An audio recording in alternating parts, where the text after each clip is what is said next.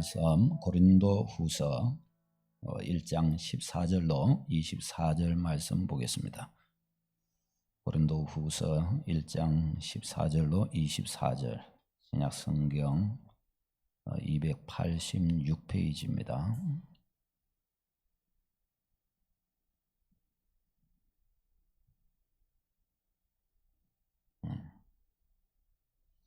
교도하시겠습니다. 286페이지 14절부터 읽겠습니다. 너희가 우리를 부분적으로 알았으나 우리 주 예수의 날에는 너희가 우리의 자랑이 되고 우리가 너희의 자랑이 되는 그것이라.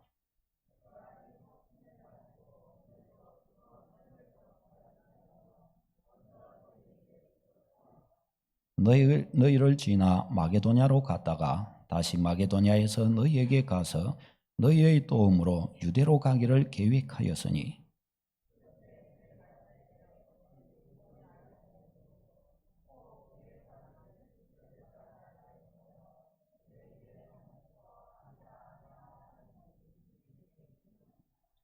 하나님은 미쁘시니라. 우리가 너희에게 한 말은 예하고 아니라 함이 없노라.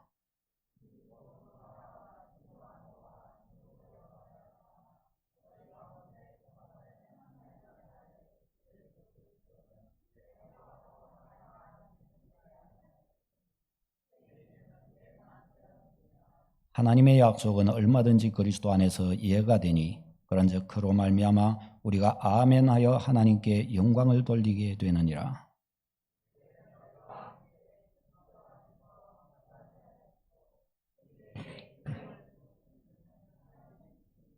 그가 또한 우리에게 인치시고 보증으로 우리 마음에 성령을 주셨느니라.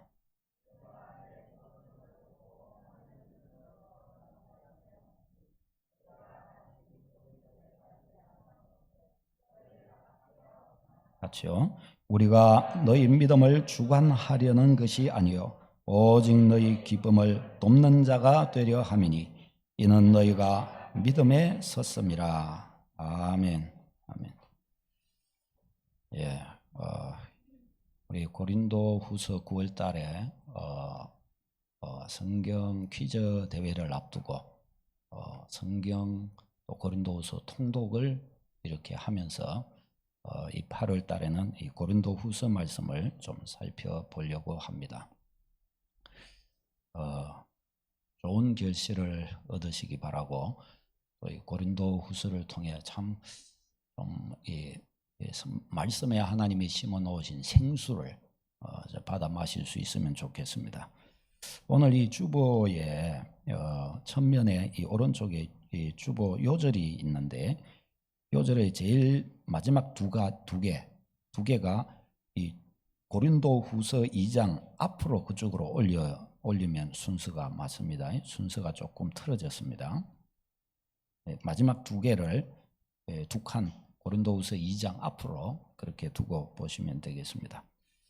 오늘 이 말씀은 고린도서에 대해 아주 전반적인 어떤 고린도서의 내용이 어떻게 구성되었는가, 내용이 어떤 것인가를 이야기하는 것이 되겠습니다. 한편으로는 조금 어려울 수가 있습니다.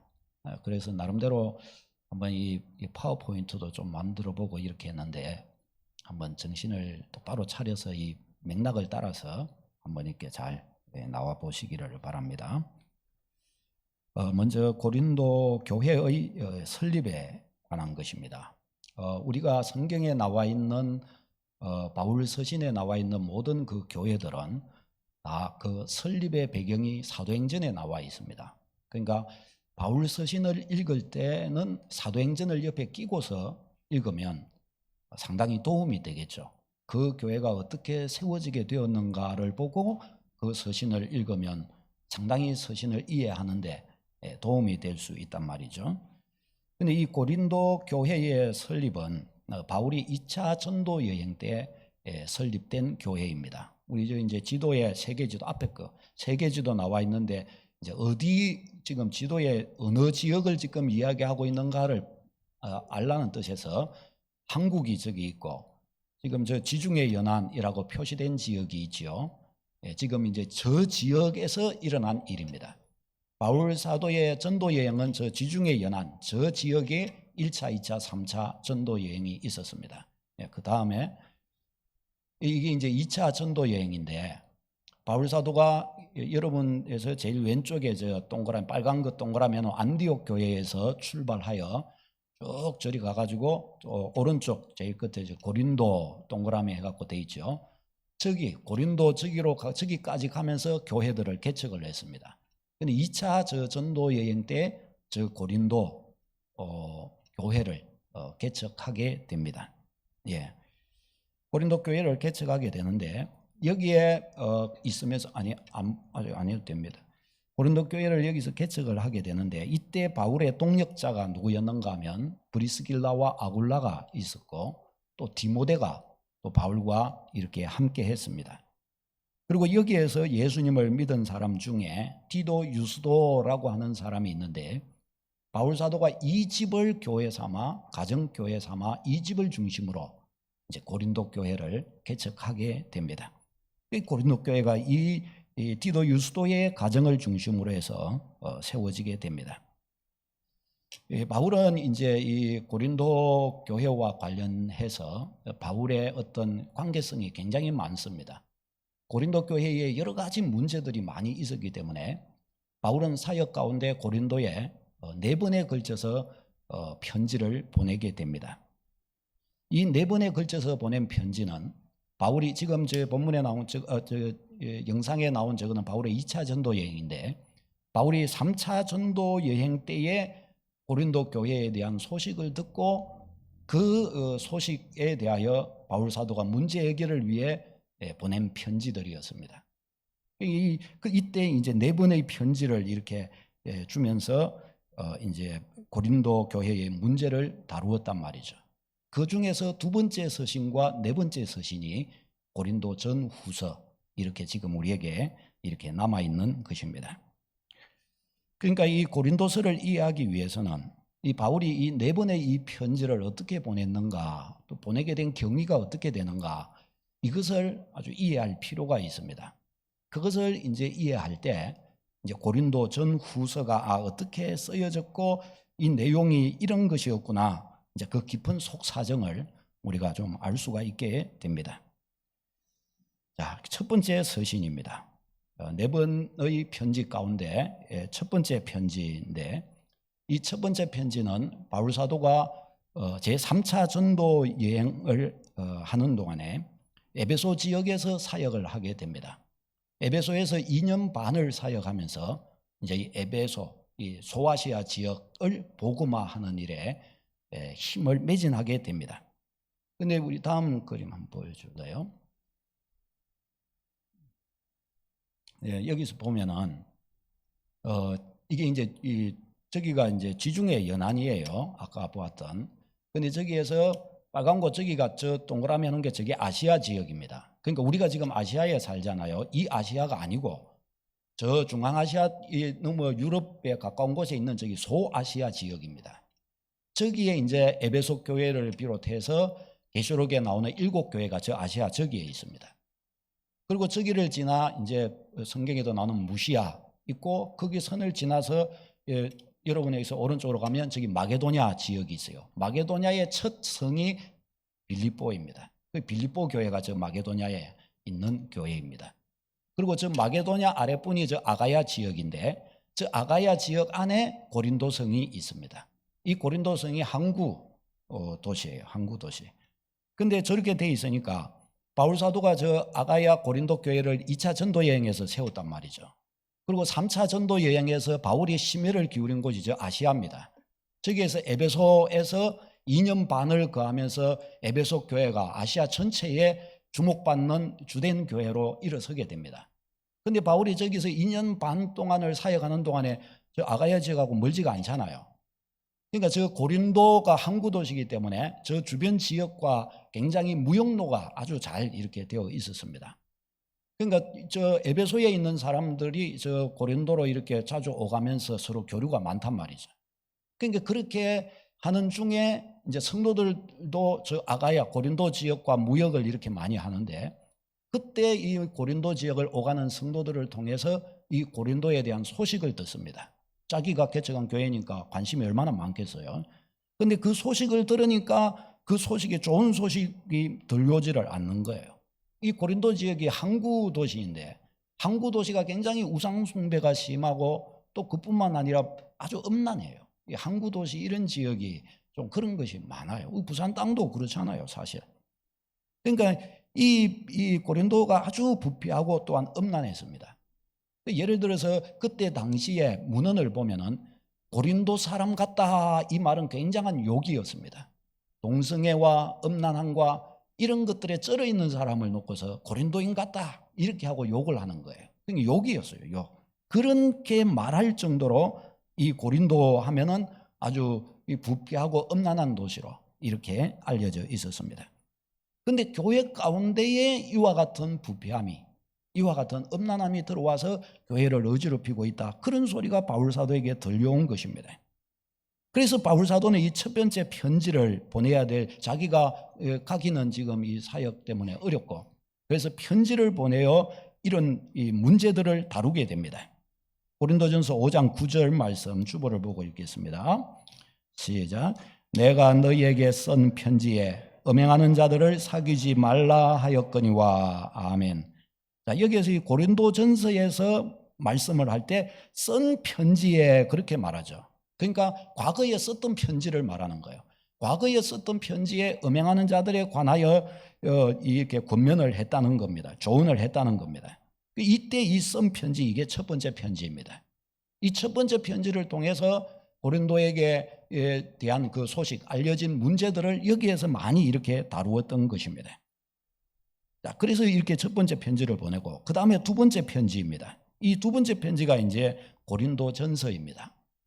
이 두 번째 편지는 바울 사도가 이제 첫 번째 서신을 이렇게 보내놓고 있을 때 이 에베소에서 바울이 사역하고 있기 때문에 에베소에서 고린도를 오가며 무역을 하는 성도들이 있었습니다.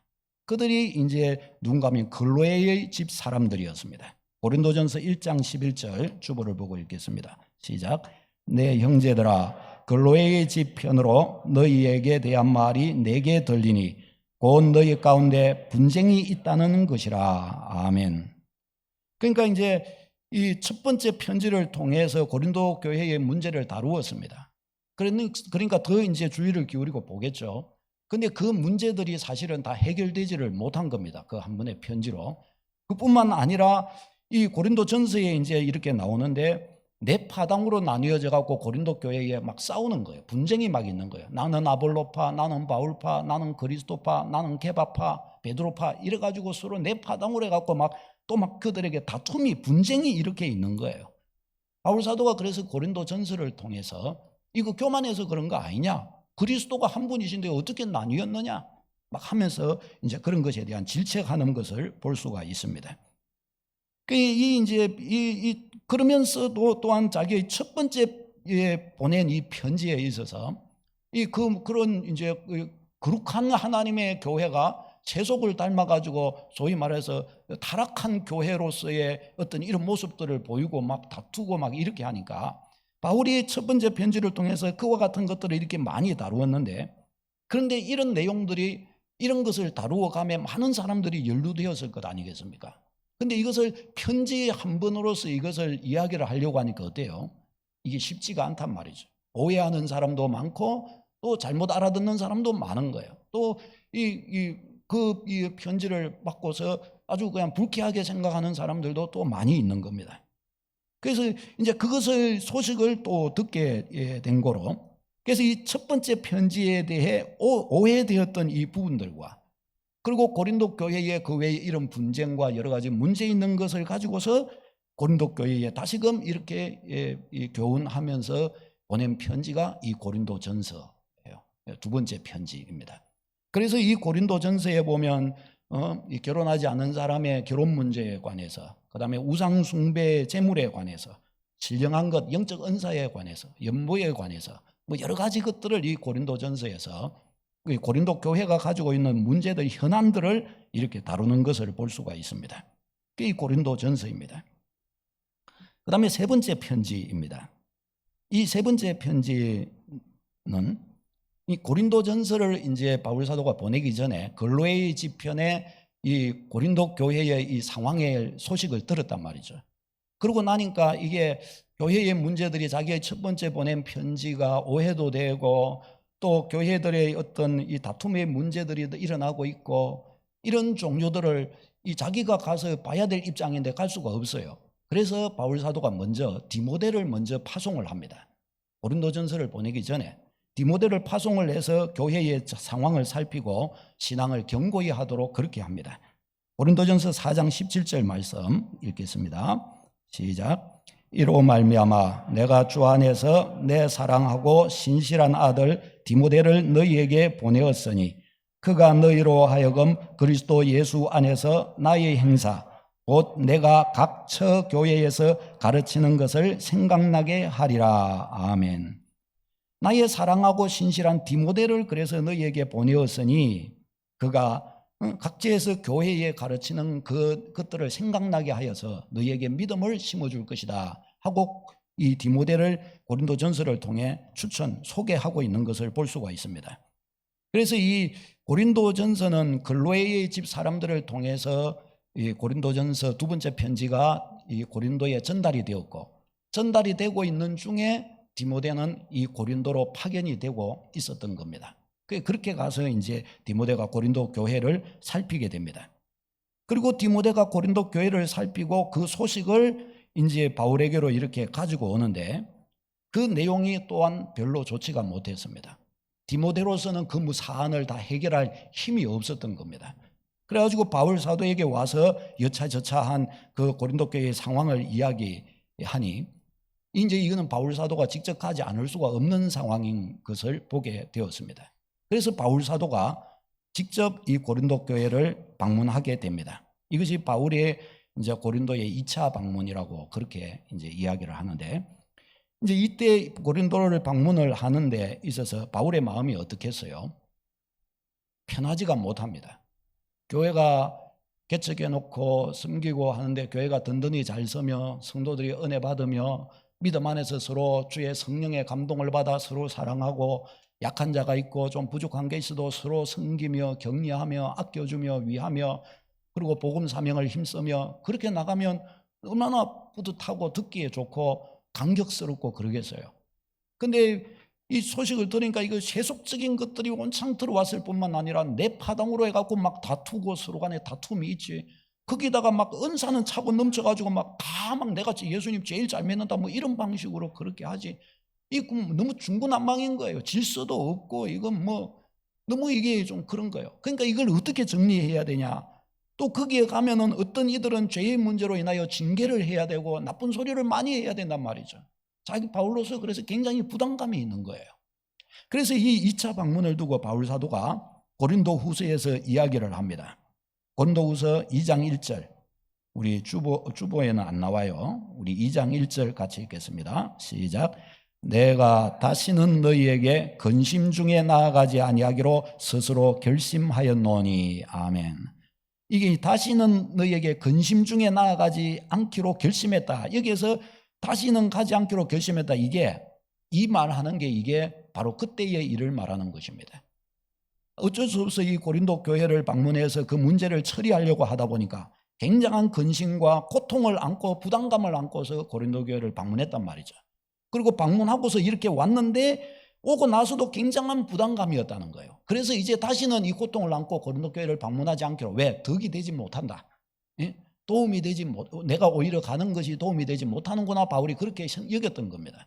그래서 이 부담감을 안고 이제는 가지 않기로, 근심 중에 가지 않기로 내가 스스로 이제 결심했다라고 그렇게 이야기를 합니다. 그러니까 이 방문을 하고 나서도 또 바울 사도가 어떻게 했어요? 마음이 편하겠어요? 편하지 못하겠습니까? 편하지를 못합니다. 사람이 다른 사람에게 예를 들어서 선한 말, 칭찬을 하고 좋은 말을 하기는 편합니다. 그러나 특히 거북한 말을 할 때는 어떻게 해요? 말하는 사람도 굉장한 용기가 필요하고 굉장한 부담이 있어요. 듣는 사람도 굉장히 부담스럽지만은 그 말을 할 수밖에 없는 사람도 굉장히 부담일 수밖에 없는 거예요. 안 그렇습니까? 부모가 자녀를 말하면 책망할 때도 상당히 부담일 수밖에 없어요. 저희 아이들이 이렇게 있지만은 제가 제 인생 최초로 애들이 이제 아주 어렸을 때죠. 최초로 애들한테 회초리를 때릴 때가 있었습니다. 그때 지금은 이렇게 커가지고 이런데 그때 갓난아기보다 이제 조금 컸을 때인데, 조금 이제 어린 아이일 때인데 탁 때렸는데 막 하고 양 하고 울죠. 그 울고, 근데 막 왜 때리는가에 대해 설명을 했는데 뭐 자기들은 못 알아들을 거예요. 저는 막 나름대로 설명을 잘해요. 설명을 자꾸 해요. 어리든지 어떻든지 간에 알아듣든지 못 알아듣든지 이렇게 하고 그랬는데 자기들 못 알아듣죠 뭐. 근데 제가 이제 그래 놓고 나서 이놈 자식들, 그래, 응? 가장이 그래야지 하면서 해놓고 이제 이리 와갖고 앉아갖고 혼자 이렇게 있는데, 아이 제 스스로 자녀들한테 눈치가 보이는 거예요. 저 녀석들이 아빠를 무서워하면 어떡하지? 아빠가 때려서 아빠를 싫어하면 어떡하지? 아빠하고 이제 말도 안 하려고 하면 어떡하지? 아빠 미워하면 이제 어떡하지? 뭐 사실 부담이 생기더라고요. 그랬다. 아빠가 그랬어. 그걸 부담이 생겼어. 그런데 얼마 있다가 그냥 이리 보니까 자기들은 아무렇지도 않더라고요. 다 까먹었어요. 다 까먹고 아빠 하면서 또 막 이리 오더라고요. 아, 이게 애구나. 그리 싶더라고요. 그래서 그 뒤로 또 자주 벌도 주고 그랬는데, 애들은 그래요. 근데 이렇게 하는 것은 결코 쉬운 일이 아닙니다. 그렇죠? 바울 사도가 아주 부담감 가운데 그와 같이 고린도 교회로 나아갔고, 징계할 자를 징계하고, 또 교훈할 것을 교훈하고, 옳고 그름을 분별하고. 근데 짧은 시간에 그렇게 하니까 이게 쉬운 일이 아니죠. 그리고 자기는 또 하고 계속 거기 있지 않고 또 에베소로 이렇게 넘어와 버리니까, 거기에 있는 고린도에 있는 성도들로서는 어때요? 어떤 이들은 옳다, 깨달았고 이렇게 가는 사람이 있는가 하면, 또 어떤 사람들에게는 어떻게 해서 징계를 받은 사람이든지, 또 소위 말하면 나쁜 소리를 들은 사람들인지, 이들은 어떻게 했어요? 그들에게는 어떤 이들은 아주 간단하게 믿음으로 굴복하여 아멘하여 화답하기도 했겠지만, 어떤 사람들에게는 고통스러움이 남을 수 있는 거예요. 또 바울 사도를 향한 악감정이 또 남을 수도 있는, 찢기가 남을 수 있는 것입니다. 그렇잖아요. 바울 사도도 오는데, 오는 걸음이 바울 사도도 매우 무거웠던 거예요. 무거웠어요. 그래서 바울 사도가 오자 다시금 세 번째 편지를 보내게 됩니다. 그러니까 이 세 번째 편지는 그러면 또 어떻겠어요? 두 번째 방문이 그만큼 고통스러운 방문이었다면, 세 번째 그가 방문을 하고 나서 와서 다시금 편지를 써야 될 그 상황, 또 그 편지에 담겨야 될 내용들, 이것들 또한 매우 그가 부담스러운 내용이었습니다. 그 세 번째 편지도 아직 남아있지가 않은데, 여기에도 아주 심한 책망과 또 아주 말하기 어려운 내용들이 여기에 포함되었다고 보여집니다. 그래서 바울 사도는 이제 이 편지를 이렇게 보내는데, 보내놓고 나서 어떻게 했어요? 한편으로는 후회도 많이 하면, 내가 뭐 한데 이 편지를 보냈을까, 보내지 말 것을, 그런 생각도 들고, 또 다른 한편으로는 생각해 볼 때, 고린도 교회가 이 책망을 믿음으로 잘 받아들일까? 잘 받아들일 거야. 저 믿음의 고린도 교회에 있는 저 디도 유스도가 있잖아. 저기에 또 저 회당장이었던 소스데네가 있잖아. 저 사람들은 틀림없이 이것을 믿음으로 받을 것이고, 대부분의 사람들은 다 믿음으로 받아서 믿음 안에 설 거야. 또 그건 아이고, 그런데 또 돌아서면은 그때 이와 같은 일에 연루됐던 저 사람이 이것을 육신으로 받으면 어떡하지? 육신적으로 생각하게 되면 어떡하지? 응? 오히려 나에 보낸 이 편지가 저들의 문제를 오히려 더 키운 것은 되지 않을까? 혹시 이 편지가 오히려 저들의 믿음을 다 떨어뜨리면 어떻게 하지? 오히려 나의 이 편지를 받고 많은 사람들이 또 혹시 오해하면 어떡하지? 지가 뭔데 우리를 이렇게 이래라 저래라 뭐라 하는데, 혹시 그렇게 되면 어떡하지? 바울 사도에게 굉장히 많은 부담감이 이 편지를 보내고 나서 생기게 됩니다. 이 편지를 누가 전달했는가 하면 디도가 전달하게 됩니다. 디도가, 우리 디도 있지요? 이제 바울의 제자 디도가 이 편지를 전달했는데, 근데 바울이 디도를 어디서 만나기로 했는가 하면은 이제 드로아에서 바울을 만나기로 했습니다. 그러니까 바울 이 디도를 이제 보내놓고 나서 바울이 마음이 어떻게 했어요? 디도의 볼날만 고대하는 겁니다. 디도가 언제쯤 올라나, 올 때 어떤 소식을 가지고 올까, 이 편지가 저 고린도 교회에 어떤 영향이 될 수 있을까, 아주 노심초사하여 이제 저 편지를 기다리게 됩니다. 이제 좀 이후에 거기에 대한 바울의 그때 당시의 바울의 마음이 고린도후서에 나옵니다. 좀 이따 살피겠습니다. 자, 이와 같이 바울 사도가 노심초사하고 있는 이런 가운데, 그러면 바울은 에베소에서 사역을 했는데, 그럼 에베소 사역은 그러면 어떠했는가? 이때 에베소에서의 사역도 만만치가 않았습니다. 고린도후서 1장 8절 9절 같이 읽겠습니다. 8절 9절에서 이 아시아라는 게 이게 에베소를 말하는 거예요. 에베소 사역을 말하는 겁니다. 8절 9절 읽겠습니다. 시작. 형제들아, 우리가 아시아에서 당한 환난을 너희가 모르기를 원하지 아니하노니 힘에 겹도록 심한 고난을 당하여 살 소망까지 끊어지고 우리는 우리 자신이 사형 선고를 받은 줄 알았으니 이는 우리로 자기를 의지하지 말고 오직 죽은 자를 다시 살리시는 하나님만 의지하게 하심이라. 아멘. 자, 여기서 이 아시아가 에베소 지역의 사역을 말하고 여기서 힘에 겹도록 고난을 당하고 살 소망까지 끊어지고 사형 선고까지 받은 줄 알았다. 이때는 죽는 줄 알았다. 그렇게 생각했단 말이죠. 이게 어떤 사건인가 하면 이 에베소에서 사역할 때 에베소가 이 아데미 신전, 이거 우리 고대 이제 세계사를 이렇게 공부하면 그게 에베소의 아데미 우상이라는 것이 있어요. 이 아데미 신전은 세계 몇 대 불가사의 가운데 하나예요. 아주 이게 거대하면서 우상 신전이에요. 그러니까 그때 이 우상 신전 가지고 먹고 사는 사람들이 많았단 말이죠. 우상 신전과 우상의 신전을 모형으로 죄송합니다. 우상의 신전을 모형으로 만들고 또 우상을 또 이 은으로 장식으로 이렇게 만들고 이 조각해 갖고 만들어 가지고 그런 종류들을 파는 이런 직업이 많았단 말이죠. 이 은장색이라고 그래요. 근데 그러니까 이런 직업을 가진 사람들이 바울이 복음을 전하니까 복음이 폭발을 하니까 그거 다 우상이고 귀신이다. 예수님 믿어야 된다. 이러니까 어떻게 해요? 저들로서는 자기들의 직업과 이 아데미 우상 섬기는 것이 굉장히 사소한 걸로 여겨진단 말이죠. 웃음꼴이 되는 거예요.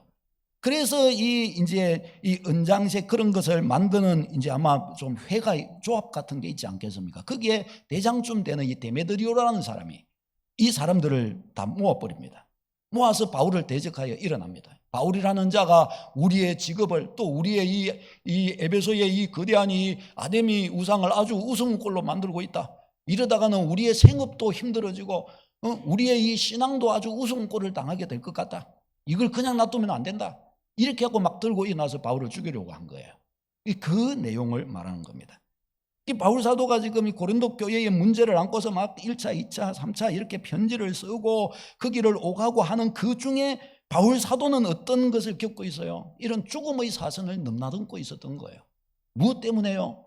돈을 많이 벌기 위해서 그런 것이 아니고 뭘 위해서? 복음을 위하여. 주의 복음을 위하여 그렇게 사선을 넘나들면서 지금 고린도 교회를 위하여 기도하면서 자기 자신을 돌아볼 겨를도 없는 것입니다. 자, 이런 속에서 바울이 그 고린도 교회에 대한 염려가 너무 큰 관계로 거기서 에베소를 빠져나와서 드로아로 갑니다. 누구를 만나기 위해서요? 이 디도를 만나기 위해서. 세 번째 편지를 가지고 갔던 이 디도가 어떤 소식을 가지고 올까 막 속이 이만저만 탄 게 아닙니다. 그래서 1차 접선지였던 이 드로아로 가는 거예요. 아까 앞에 사진 한번 좀 지도 한번 보여주세요. 저기에서 아시아 동그라미 있죠. 저기가 에베소 있죠. 저기에서 무시아라고 해놨는데 드로아가 저기 곁에 저 옆에 저기 있습니다. 저 무시아라고 해놨는데 저희가 들어갈 건데 다시 봐야 되겠네요. 저쪽 지역인 거예요. 그래서 바울 사도가 이 디도는 저 고린도에서 저기 드로아로 저리로 가는 거고 바울 사도는 에베소에서 저기로 바울 사도는 밑에서 위로 또 디도는 위에서 아래로 이렇게 내려왔던 것입니다. 내려와서 저기에서 만나기로 무시아라고 적었는데 드로아 저기에서 만나기로 그렇게 했던 것입니다. 그래서 바울 사도가 저기로 가요. 근데 여기에 대해서 이제 나중에 여기 이제 이야기가 내용이 이제 나오게 되는데, 근데 여기서 아주 속타는 가운데 드로아에서 디도를 만나지 못합니다. 디도가 아직 드로아에 못 온 거예요. 그래서 디도를 만나기 위해서 바울 사도가 저기에 좀 더 지나면 저기 마게도냐 옆으로 좀 마게도냐 땅으로 바울 사도가 손수 따라서 이 디도를 영접하기 위해서 그 마게도냐로 가게 됩니다. 그리고 결국 마게도냐에서 디도를 만나게 됩니다. 마게도냐에서 디도를 만났는데 이 속에서 하나님께서 바울 사도가 거기 가는 동안에 어떻게 했어요? 에베소에서는 죽을 위기를 넘기고 거기서 도망 나와야 되고, 고린도 교회 생각만 하면 머리가 너무 찌끈거리고 아파요.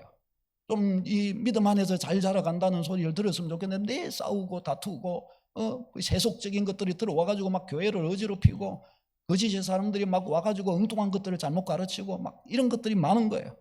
그런 속에서 막 굉장한 낙심 속에서 마게도냐로 이렇게 갔는데 거기에서 디도를 만나는데 고린도후서 7장 7절 디도를 통해서 어떤 일이 있었는가 보십시다. 주보를 보고 읽겠습니다. 고린도후서 7장 7절 시작.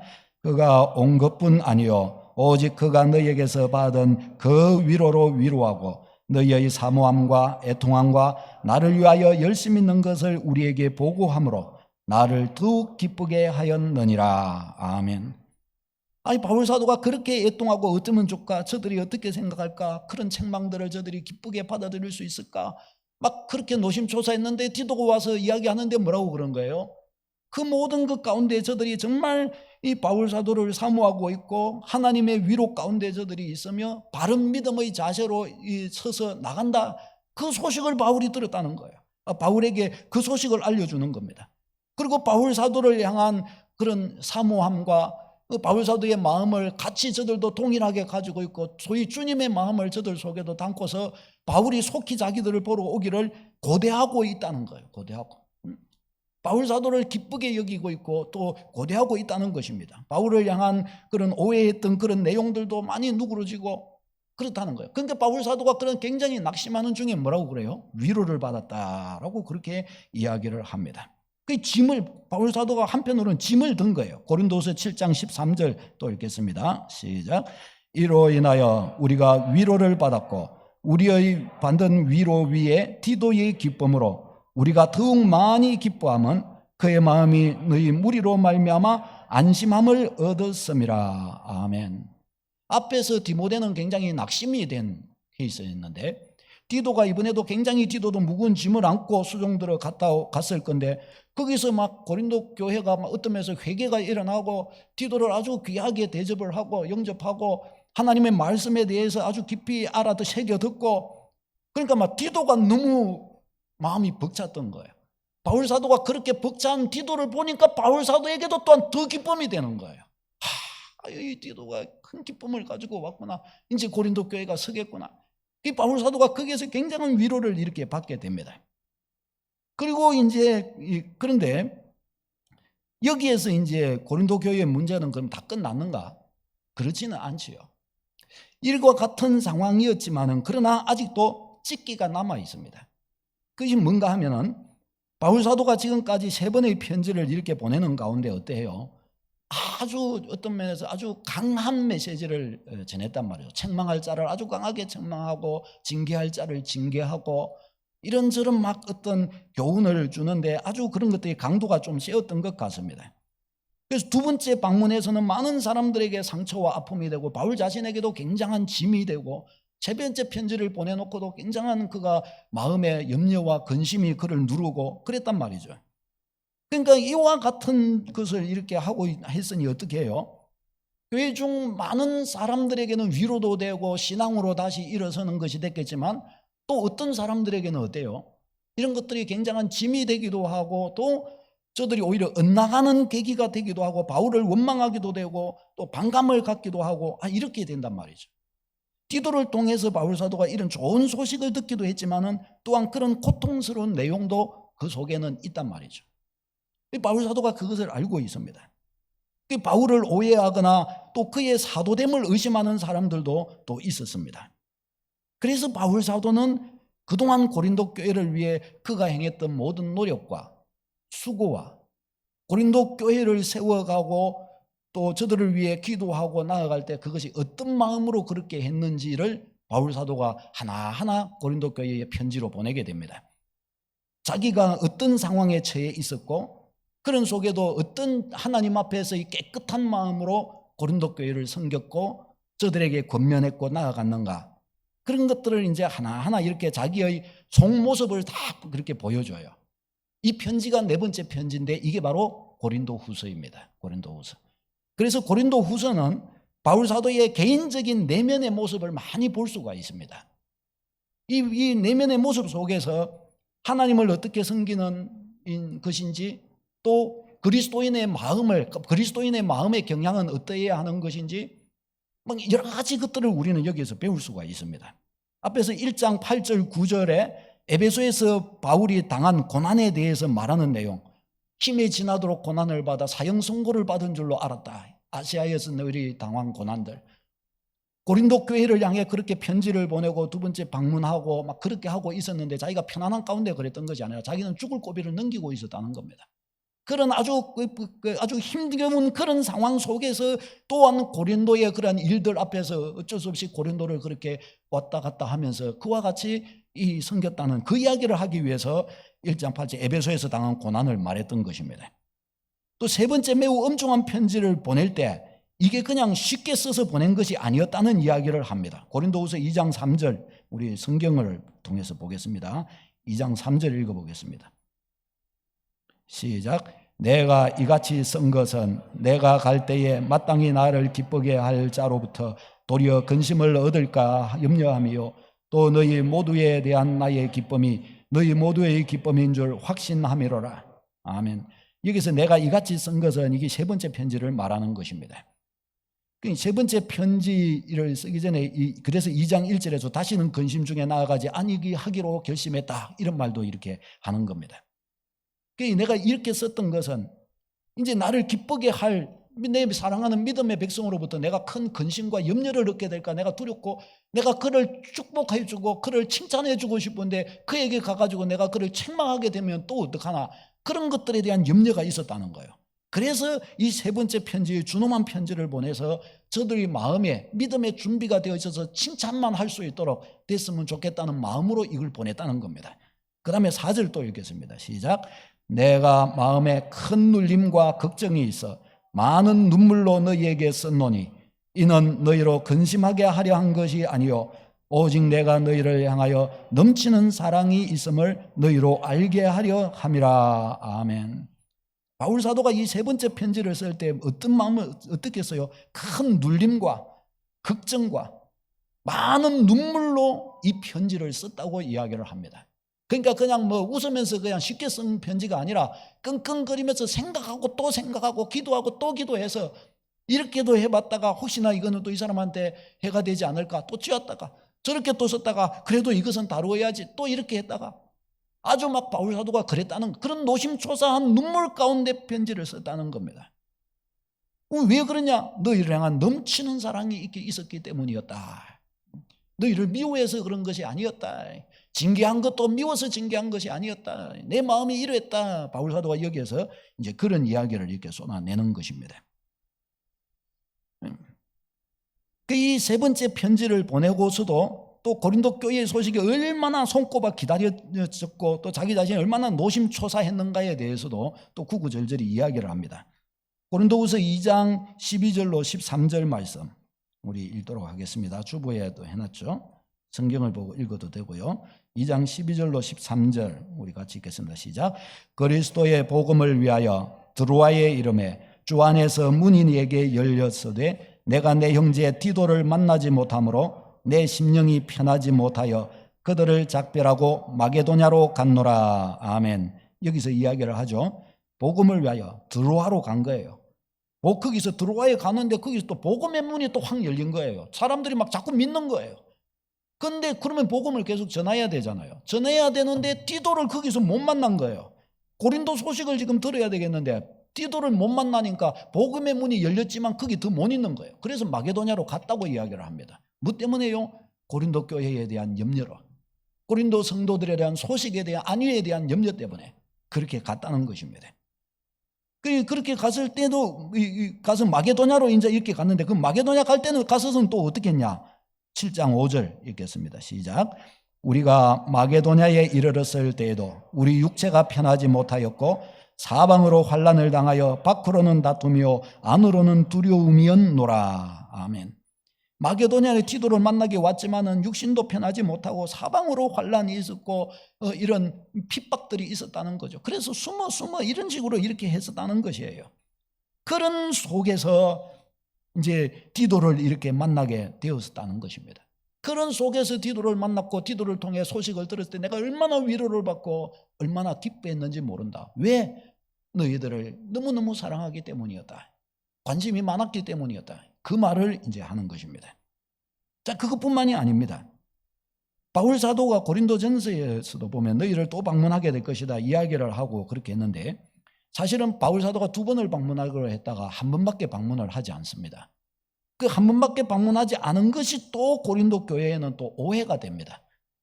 우리 한번 뭐 오해가 되는가 하면은, 우리에게 2번 온다 그래가지고 바울이 왜 안 오냐, 1번밖에 안 왔느냐, 1번밖에 오지 않은 것은 우리와의 약속을 너무 쉽게 생각한 것이다.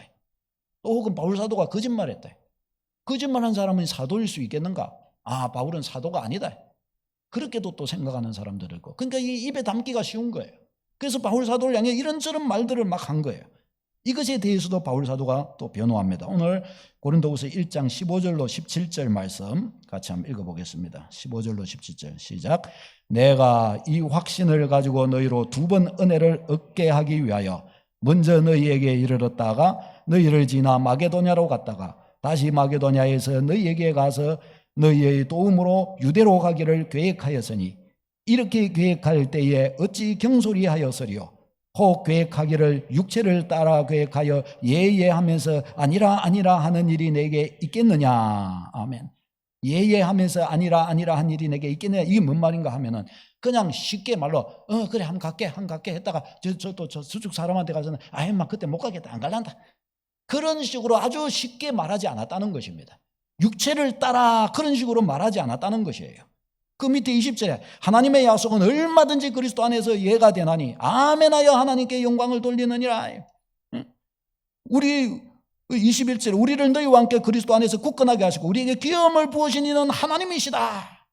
그 선포하는 것을 볼 수가 있습니다. 그러니까 이와 같이 고린도에 2번 가기로 계획했던 것은 그냥 우리가 그냥 인간적인 마음에 그냥 가겠다 안 가겠다 이랬던 것이 아니라는, 아주 경솔하게 대답한 것이 아니었다는 이야기를 바울 사도가 해요. 그런데 그러면 왜 오지 않았느냐?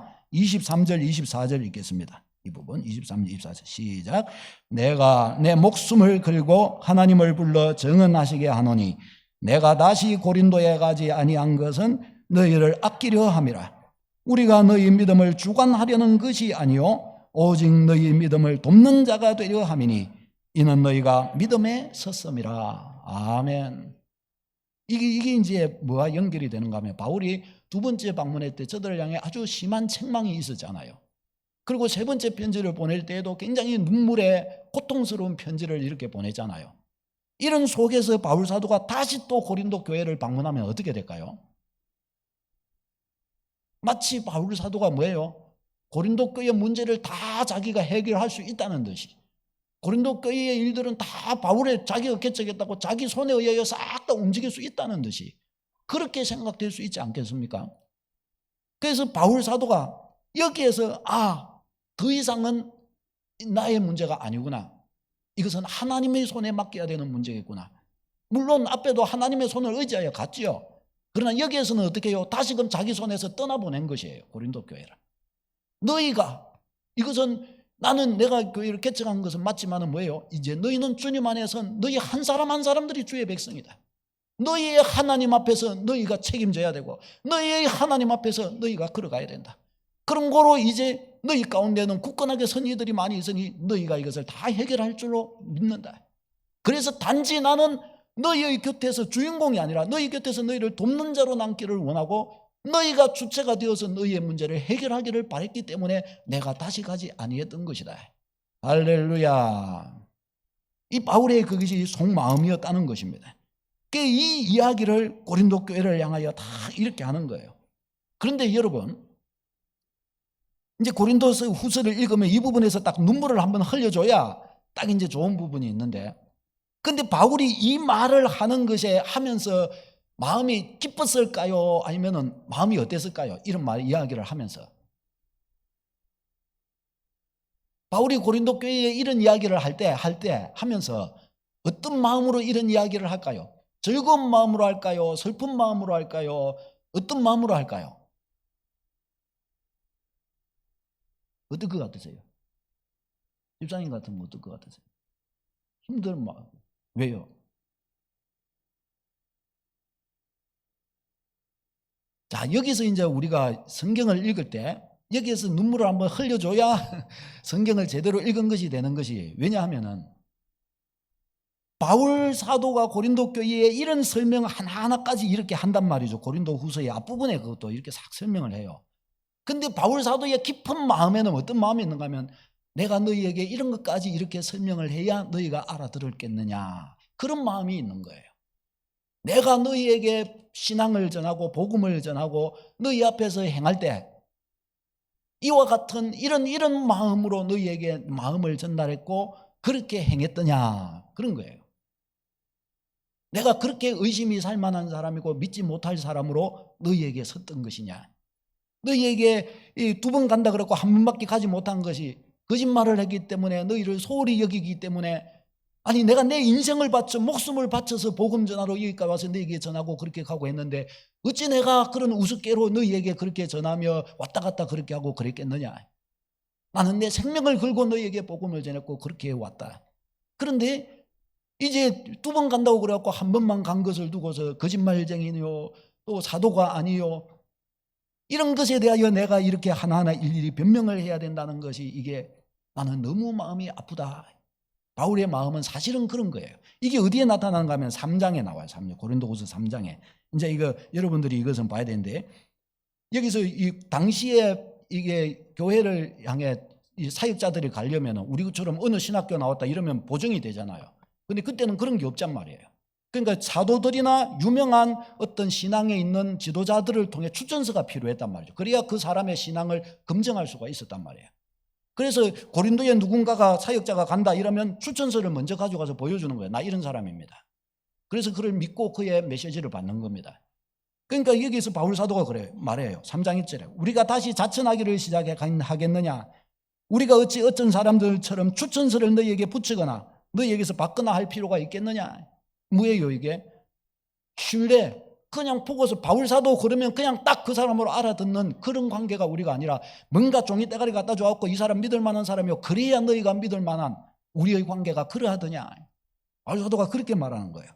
그러면서 그게 너희는 우리의 편지라, 마음에 기록했다. 마음에 영으로 기록한 편지라 하면서 바울 사도가 이제 그런 이야기를 하는 거예요. 그러니까 이걸 읽으면서 어떻게 해야 돼요? 여기서 한 방울 딱 여기에 떨어뜨리고 다음 장으로 넘어가야 되는 거예요. 다음 장으로. 아멘. 아멘입니까 여러분? 여기서 눈물 한 방울 안 흘리면 넘어가지 말고 묵상을 더 해야 됩니다. 이 과정을 이렇게 묵상해 보아야 되는 겁니다. 여러분, 우리가 이 성경을 본다는 것, 이제 이 말을 해야 되는데, 성경을 본다는 것, 성경을 통해 은혜 받는다는 것, 성경을 통해 내 자신이 이렇게 갈고 닦아져서 주님의 사람으로 이렇게 빚어져 간다는 것은 이런 방식입니다. 이 가운데 나타난 바울 사도의 이 마음 씀씀이와 교회를 향해 살핀 마음과 오해되었던 것에 대하여 어떠하게 생각하는 것과 그것을 어떻게 마음먹고 처리해 가는 것과 그런 속에서 이와 같이 이야기하는 이 구구절절한 그 내면의 모습들을 성경은 다 보여주고 있습니다. 이와 같은 것들을 보고 묵상하고 이렇게 하면서 어떻게 해요? 우리의 마음을 이 마음으로 연단하는 것입니다. 할렐루야. 이것이 결국은 뭐예요? 주님의 마음을 내 안에 담는 것이에요. 주님의 마음을. 바울 사도를 통해서 성경에 나와 있는 주님의 이 마음이 여기에 비춰져 있단 말이죠. 이 마음들을 묵상하고 담는 것, 이게 바로 성경이 우리에게 주는 유익인 겁니다. 이와 같은 방식으로 마음에 담겨질 때 어떻게 해요? 우리가 주님의 사람화 되어가는 것입니다. 그러니까 성경을 그저 읽지 아니하고 이렇게 그런 배경들과 내용들을 이렇게 하나하나 찾아가면서 문맥을 따라 이렇게 읽어가면서 어떻게 해요? 감동하는 것. 그 말씀 속에 이랬구나. 이런 일이 있었구나. 바울 사도는 얼마나 마음이 아팠을까? 주님의 마음은 어떠셨을까? 이제 그렇게 되는 것이란 말이죠. 그것을 통해 우리는 참 신앙의 모습을 우리는 보아갈 수 있게 됩니다. 사랑하는 여러분, 우리는 바울 이 고린도후서를 이제 앞으로 읽으면서 이 바울 사도를 통해 보여진 이 진솔한 이 자기 고백과 또 참 신앙의 어떤 형태와 태도들, 이런 것들을 우리 이 고린도서에서 접하게 되기를 바랍니다. 믿음 안에서 그래서 주님과의 사귐을 누리고 성령님의 그 아주 정결한 거룩한 성령님의 그 은혜를 접촉하는 축복을 누리게 되기 바랍니다. 교회를 바라보는 관점이 어떠해야 될지를 알게 되기를 바라고, 하나님을 섬기는 사람으로서의 자세가 어떠해야 될 것을 우리가 알게 될 수 있기를 바라고, 하나님을 섬길 때 어떤 아픔과 어떤 고난과 어떤 오해와 어떤 무거운 짐을 져야 할 상황이 될 수 있는가를 우리는 알게 되기를 바라고 그 짐을 손수 지기를 바랍니다. 할렐루야. 이와 같이 하여서 고린도서에 나와 있는 이 바울 사도를 통해 보여주신 신자의 믿음의 백성의 이 모습이 저와 여러분들에게 두드러지게 나타나기를 바랍니다. 마지막으로 14절 이 바울의 소망, 고린도 교회를 향한 바울의 이 소망을 우리가 읽으면서 이 소망 우리도 가지고 믿음 위에 서시기를 바랍니다. 우리 14절 말씀 같이 한번 읽겠습니다. 시작. 너희가 우리를 부분적으로 알았으나 우리 주 예수의 날에는 너희가 우리의 자랑이 되고 우리가 너희의 자랑이 되는 그것이라. 아멘. 예수의 날에는 주님 오실 그때에 너희가 우리의 자랑이 되고 우리가 너희의 자랑이 되는 그것을 고대한다. 그래서 이와 같이 너희를 섬기며 이와 같이 또한 서간다라고 합니다. 저와 여러분이 여러분이 제게 자랑이 되고 제가 또한 여러분 우리 성도님들에게 자랑이 되고 옆에 계신 분들이 서로가 서로에게 주님 나라에서 주님 앞에서 서로를 자랑하는 자랑이 되는 축복의 백성으로 다 서게 되시기를 축원합니다. 기도하겠습니다. 우리 말씀 가지고 기도로 나아가겠습니다. 하나님, 우리 안에 담겨진 신앙의 참됨이 다 드러나게 하시옵소서. 그 신앙의 비밀한 것과 참된 것을 가지고 주님을 온전히 잘 섬겨가게 하시고 하나님의 말씀들을 통해서 깨닫고 지혜를 얻으며 풍성한 믿음으로 주 안에 서가게 하여 주시옵소서. 믿음의 태도와 하나님을 섬기는 것과 지체간의 형제간의 사귐과 주님의 교회를 바라보는 것과 어떻게 써야 될 것인가, 내가 져야 할 짐이 무엇인가, 이 모든 것들 앞에 주님 견실하게 견고하게 서도록 주님 도와주시옵소서. 우리 다 같이 한번 기도하겠습니다. 주여, 오 하나님 아버지, 주의 은혜 주의 사양 인하여 감사를 드립니다. 우리에게 좋은 것 복된 것 선한 것을 허락하시는 하나님 아버지, 우리의 영혼이 하나님께 온전히 드려지게 하시고 하나님을 기쁘시게 하는 자로 온전히 나타나기를 원합니다. 주님, 주의 말씀을 묵상하며 진리를 깨달아 가도록 도와주시고 하나님의 말씀 안에 숨겨져 있는 감추어져 있는 그 하나하나의 이면의 그 내용들, 이것이 저희 안에 가득히 담기게 하셔서 여기에서 주의 마음이 저희 안에 담기고 주님의 마음을 쫓아 저희가 또한 나아가게 하옵소서. 이번에 이 고린도 후서를 저희가 통독해 가면서 하나님, 이 말씀 속에 있었던 바울 사도의 외침과 그에게 있었던 그의 속에 이 역사하는 그 마음들이 바로 주님의 마음임을 보니 바로 그 주님의 마음이 저희 안에 담겨서 저희가 또한 그리스도 예수의 사람으로 온전히 세워져 가도록 주여 인도하시고 도와주옵소서. 한 구절 한 구절들을 보아 나갈 때 저희의 마음에 깨달음이 있게 하시고 진리를 따라 거닐게 하시고 우리에게 있는 놀라운 믿음의 소망, 너희가 그리스도 예수의 날에 너희가 나의 자랑이 되고 또한 나와 우리가 너희에게 자랑이 되는 바로 그 소망 가운데 서가자라고 고백하는 것처럼 하나님, 바로 이 고백이 저희의 고백이 되어서 서로를 세워가는 믿음 위에 굳게 서도록 하나님 도와주시옵소서. 어떤 애매한 고난이든지 애매한 일이든지 그리스도 예수를 생각함으로 인내하며 그리스도 예수를 생각함으로 은혜 안에 세워져 가도록 주여 도와주시옵소서. 오 주님, 저희는 연약합니다. 부족합니다. 주의 은혜를 저희에게 부으사 예수 그리스도 닮은 믿음의 백성으로 잘 서도록 인도하여 주시옵소서. 오 주님 도와주시옵소서. 하나님 아버지, 은혜를 감사드립니다. 고린도 후서를 계속 이 8월간 묵상하고자 합니다. 하나님, 저희가 이 말씀 묵상해 가는 동안에 주님의 마음을 얻게 하시고 진리를 깨닫게 하시고 은혜 위에 서게 하시고 주의 은혜 안에 그리스도 예수의 사람으로 또 주의 놀라운 일들을 감당하는 일꾼으로 다 세워져 가게 하옵소서. 말씀 보아가는 속에 인생의 문제 해결받게 하옵소서. 예수님 이름으로 기도합나이다. 아멘. 네, 우리 같이 찬송가 430장 찬송하면서 예물 올려 드리시겠습니다.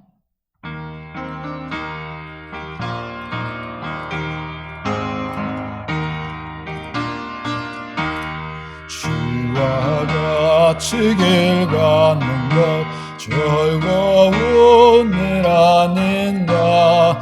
우리 주님 걸어가신 발자취를 밟겠네.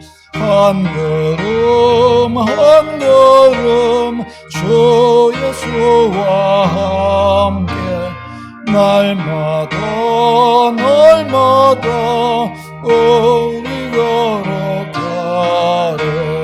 어린아이 같은 우리 미련하고 약하나 주의 손에 이끌려 생명길로 가겠네.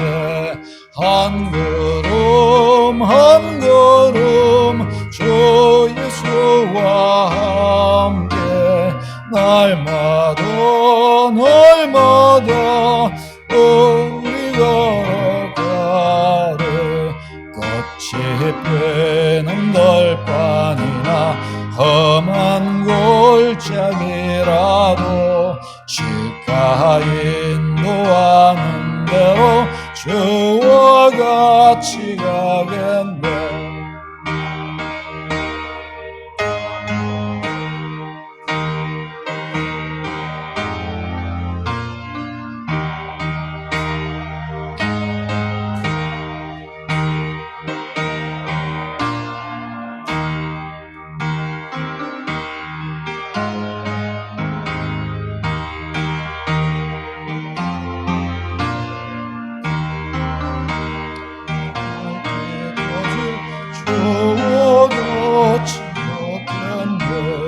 한 걸음 한 걸음 주 예수와 함께 날마다 날마다 우리 걸어가리. 아멘. 우리 지연이 집사님 지키시고 보호하시고 인도하신 주님께 감사함을 드렸습니다. 김준봉 권사님 매일 감사하며 살아가게 하심 감사함을 드렸습니다. 김연 청년 범사 감사함을 드렸습니다. 김종건 집사님, 민경희 권사님 건강 주셔서 기도하게 하시고 일할 수 있도록 은혜 주심 감사함을 드렸습니다. 박경미 성도님 범사 감사함을 드렸습니다. 김옥분 성도님 범사 감사함을 드렸습니다. 이상태 전도사님 이나은 사모님 범사 감사함을 드렸습니다. 구역예물 드렸습니다. 건축예물 구별하여 드렸습니다. 전도예물 구별하여 드렸습니다. 11조 예물 구별하여 하나님께 올려드렸습니다. 기도하겠습니다. 생명의 주관자 되신 하나님 아버지, 우리에게 놀라운 은혜 주셔서 하나님 아버지 경배하며 살도록 인도하시니 너무나 감사를 드립니다. 하나님, 저희가 걸어가는 평생의 이 삶 속에 바울 사도가 주님을 수종들며 이 땅에서 주님을 만나며 그렇게 지극정성으로 주의 은혜에 접촉한 것처럼, 그렇게 인격적으로 주님을 모신 것처럼 교회를 통해 그가 하나님을 어떠하게 모시며 섬겼는가 믿었는가를 알게 하신 것처럼 주님, 저희도 그렇게 주께 드려지며 주를 알며 주 앞에 서가게 인도하여 주시옵소서. 오늘도 예배하는 주의 모든 백성들 영혼을 강건하게 붙들어 주시며 신령한 은혜로 하나님 채워 주옵소서. 감사 예물을 구별하여 드립니다. 선교를 다녀와서 또 이런저런 삶의 속에서 하나님이 주신 은혜를 따라 이렇게 구별하여 아버지 예물을 올려드립니다. 성도의 감사의 제목들 향기로운 제물이 되어 하나님께서 흠양하시도록 드려지게 하시고, 주님 저들을 다 축복하시고 기뻐하시며 주님을 기쁘시게 하는 삶으로 서가도록 올곧은 믿음을 채워 주옵소서. 구역의 예물을 구별하여 드립니다. 각 구역들이 견실하고 튼튼하게 주여 서가게 하시며 은혜 위에 굳건하도록 주여 붙들어 주시옵소서. 건축 예물을 구별하여 드립니다. 주님의 교회를 위해 올려드립니다. 하나님, 주님의 교회 굳건하게 세워져 가게 하시고 미래가 창창하게 살아계신 하나님의 영광의 일을 감당하고 영광의 주의 백성들이 거닐며 믿음의 길 걸어가며 주님의 지상 명령을 성취하는 교회로 세워져 가게 하시옵소서.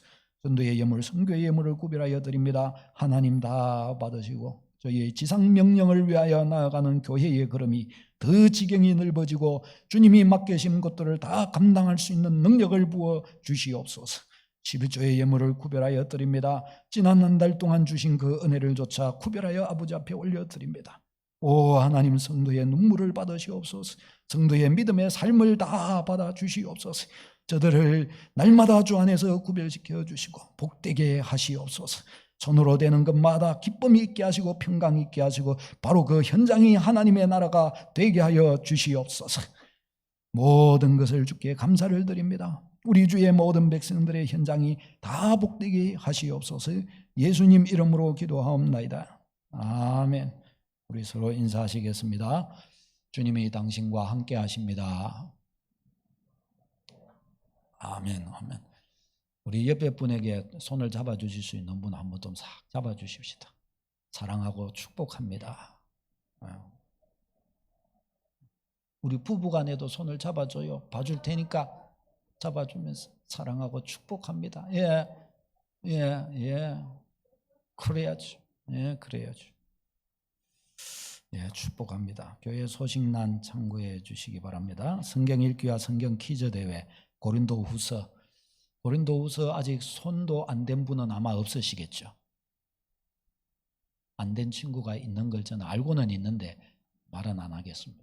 고린도후서를 열심히 한번 이렇게 읽어보세요. 5번 정도 읽으면 정말 놀라운 은혜를 맛보게 되실 것입니다. 음성으로는 열독을 이렇게 하시면 좋겠고요. 그러면 성경 읽기 시상 토록 하겠습니다. 우리 다음 주에 주면은 이게 좀 얼마 읽었는지 이거 붙여가지고 서로 좀 격려도 되고 확인도 될 수 있도록 그렇게 했으면 좋겠습니다. 그리고 또 이 성경을 읽어가면서 받은 은혜 있으면 그것도 좀 이렇게 A4지 절반쯤 되도록 그렇게 한번 적어가지고 이렇게 또 제출해 주시면 또 그것을 보고 또 그렇게 또 시상을 또 하도록 하겠습니다. 서로 또 은혜 나눌 수 있도록 그렇게 하겠습니다. 기대가 됩니다. 우리 또 기관별로 성경 퀴즈 대회를 9월 4일에는 할 것입니다. 그러니까 기관에서 한 사람한테 딱 몰아갖고 밀어주면 안 되고 서로 다 같이 이렇게 서로 보면 좋겠죠. 일남녀 전도의 어르신들은 같이 이렇게 하시면 좋을 것 같습니다. 예, 그렇게 해주시고 새생명학교 8월 25일입니다.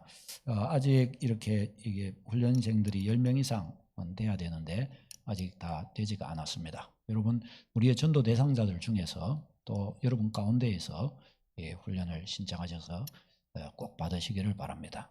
굉장히 놀라운 은혜가 있을 것입니다. 이번 이 훈련을 하면서는 제가 한 번을 하고 시작할 때 하고 또 다른 우리 분들을 제가 초청을 해가지고 그분들에게 좀 맡기려고 합니다. 그래 목사님에서 안 하려고 그랬는데 다른 분 한다니까 내가 한번 해봐야 되겠는데 안 그렇죠, 그렇죠? 예, 그렇게 좀 더 새롭게 해보려고 그렇게 하는 겁니다. 더 참 은혜로운 시간이 되지 않을까 저도 기대하고 있습니다. 여러분 하고 또 이 시간들을 통해서 또 순이 또 세워지는 계기가 또 될 것입니다. 여러분 위해서 정말 기도하면서 여러분 받아보시기를 바랍니다. 내가 믿음 위에 서야 되겠다 하고 말이죠. 8월부터는 이제 오후 예배로 다음 주부터는 이렇게 드리려고 합니다. 8월 한 달간 구역 예배는 방학을 하고요. 8월 달은 오전 오후 해가지고 이렇게 고린도후서 말씀을 이렇게 나누면서 여기에서 아마 그 성경 퀴즈 대회의 힌트도 많이 나가지 않을까 그렇게 생각이 듭니다. 은혜 받을수록 점수도 높고 상도 크겠죠. 그래 얼마나 이것저것 다 좋은 거예요. 그렇게 은혜 받는 시간이 되시기를 바랍니다. 이번 주 수요 예배는 우리 지은이 집사님 기도시고요. 청소 오늘은 5주 헤노테스에서 청소해 주시기를 바랍니다. 청소 뒤에는 점검표를 가지고 깨끗이 점검되었는지 점검을 깨끗하게 이렇게 해주시기 바랍니다. 예, 우리 다음 주일 8월 7일 주일 오전에는 우리 박갈렙 선교사님 티국 우리 교회에 몇 번 오셨던 분인데 말씀을 전해주시겠습니다. 이제 이 선교사님이 이번에 이렇게 나오셨는데 태권도 사역을 하시잖아요. 근데 이제 내년에 은퇴를 위해서 은퇴를 이제 하신다고 합니다. 그래서 이번이 이제 마지막이 될 것인데, 그래서 한번 이 오전 예배에 이렇게 모시고, 저는 이 한 주 동안 휴가잖아요. 근데 휴가 이렇게 보낼 때 오전 예배 준비하다가 휴가를 못 보내요. 안 웃어주시네요. 예, 그래서 오후에는 고린도후서 말씀을 전하려고 하는데 이 두 개 하기가 제가 편하게 휴가를 좀 보내고 싶어서 또 이때로도 좀 생각을 해봤습니다. 양해해 주시기를 바랍니다. 이 시간 은혜 저한테보다 더 많이 받으시기를 바랍니다. 별로 안 받으지. 은혜 위해서 기도 많이 해 주십시오. 평생 선교 사역을 하고 이제 내년에 은퇴하려고 이렇게 하시는데 정말 이 영광스러운 길이거든요. 또 그런 분을 통해서 이때의 말씀을 듣는 그 시간 가지는 것도 참 귀하다는 생각이 듭니다. 기도해 주시기를 바라고, 저는 이번 주에 또 전도사님 다음 주에 이렇게 휴가 갑니다. 위해서 기도해 주시기 바랍니다. 우리 지은이 집사님이 이제 선교를 마치고 당당히 마치고 건강하게 이렇게 오십니다. 박수로. 아주 놀랍습니다. 놀라워요. 네. 어떤 사람에게는 이게 막 아이고 지금 이 시기대가 어느 때인데 지금 어디로 가노 막 이러는가 하면, 어떤 사람은 막 죽으면 죽고 살면 살고 막 가보자 하고 가고, 어떤 우리 또 시찰의 교회에는 막 그 교회 18명이 이스라엘에 그냥 간 거예요. 이스라엘 이번에 갔다 왔어요. 다 건강하게 아주 그냥 그렇게 갔다 왔더라고요. 지난 주간에 우리 주방에 저 어닝을 쫙 날개를 이렇게 폈습니다. 보시고 함께 기쁜 속에 거기서 식사하시고 또 그렇게 해주시기를 바랍니다. 예쁘죠? 막 그렇습니다. 예, 저희 잘 이렇게 튼실하게 그렇게 해놨습니다. 예, 우리 성도님들 주 안에서 굳게 서시기를 바라고요. 우리 다 같이 찬송가 55장입니다. 찬송가 55장.